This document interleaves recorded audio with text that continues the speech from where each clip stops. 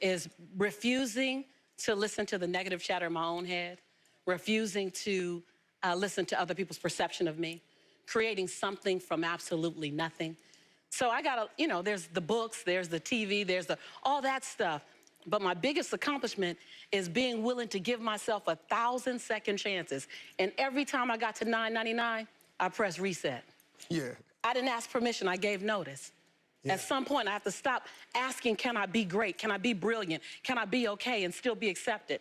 I just stopped asking permission and just gave notice unapologetically, and not in a braggadocious way, not in a way that shrunk anyone else, in a way that said, I only got one life, and I'm gonna ride this one till the wheels fall off. And then all the other stuff came. Wow. As a result of a decision I made. Right, but it was a decision. It was a decision, but it didn't come from, a motivational experience. It didn't come from an inspiring teacher. It came from hitting rock bottom. About this journey. I struggled all through school. The last time I took English class, I got a fail. And my English teacher said I was the weakest writer she ever met in her entire life. The last time I took a speech class, same year, I got a D- in speech, and my speech teacher said, Lisa, quote unquote, I recommend you never speak in public, that you get a desk job. So that was the beginning of my life. That was my 19-year-old experience. And then I go on and I'm trying to figure it out. I was obedient. I went and got a job in accounting. I was in the collection department for 7 years. Y'all don't know I'm dangerous to accounting. I'm just dangerous. And I'm in collections, and you should never put a broke person in collections. Never, because everybody's reasons sound good to me. I know it sound funny, but it was real. Not only did I say, girl, don't you worry about paying that, I'm gonna take your name off the list. Somebody went to jail because I got fired from 5 different jobs. Yeah. And then I got pregnant with my son unexpectedly. And then at 8 months, my son's father went to prison. I had to get on government's assistance to have my baby. I was on WIC, Women, Infant, and Children, to feed my child. And when my son was 8 months old, I went to the ATM to get $20 out the bank because I didn't have any Pampers for him. And in order to get $20 out, you got that $20 in. I had $11.42. And I still can't tell the story without getting emotional because it's my story. Mm-hmm. Yeah. For 2 days, I had to wrap my son in a towel. But something happened, Steve, in those 2 days. I was at rock bottom. I was broke, and I was broken. Inglewood, California. My son laying on his back at 8 months. I have a towel over him, and I have my hand on his stomach saying, don't you worry, Jaylani. Mommy will never be this broke again. And I made a decision. I was bankrupt. And every stinking thinking I had, I was bankrupt in trying to protect my pride.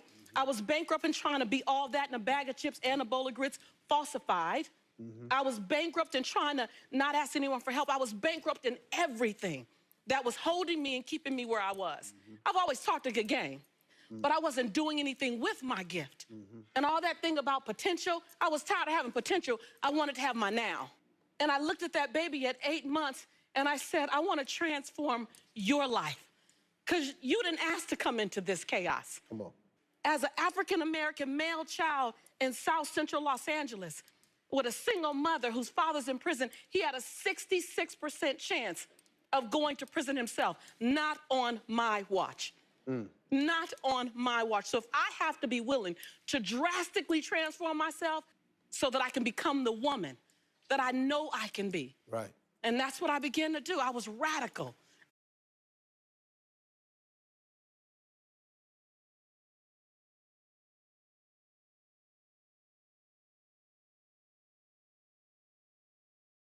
Life. First, I realized I couldn't grow with people who were struggling like me. That whole, I don't want to leave nobody behind. No, I don't want to stay with y'all. Right. You don't even want to be here. Yeah. Like, I don't want to be the queen of this block. Yeah. And I became okay with the fact that it doesn't make me any less committed to my community, committed to my culture, committed to my family. The best thing I can do for you is not stay here with you. That's right. When I've got that, I went to places I'd never seen before.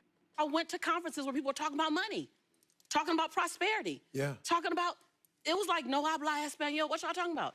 ROIs and PPMs and term agreements and capital fundraising and bottom lines and what is it? I'm gonna stay until I learn what you're talking about. I went to the same conference 42 times. And there I raised $532,000 in capital for my company to start my dream. And my dream was to transform teen lives. I want to teach teens how to fall madly in love with themselves and how to make integrity-based decisions. And I got it funded, and I started working. And that was the beginning of me rescuing myself. I realized that I am my rescue.